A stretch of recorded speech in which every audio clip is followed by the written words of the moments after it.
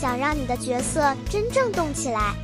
今天带你掌握 Scratch 最重要的积木控制，看懂直接编出动画、游戏、音乐节奏。等待就是让程序暂停一会儿，让动作更自然，节奏更好。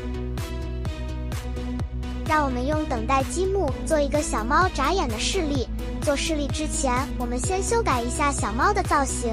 打开造型标签页，删除第二个造型，复制第一个造型，点击右击进行复制。复制完成后，选中第二个造型，点击小猫的头部，点击拆散按钮。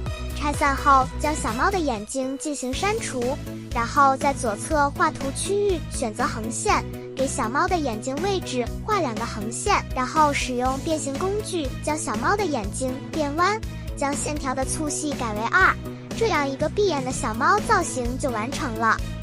切换到代码区，让我们加入重复10次执行积木块，加入下一个造型积木块，将等待时间改为0.2秒，运行积木，小猫就开始眨眼了。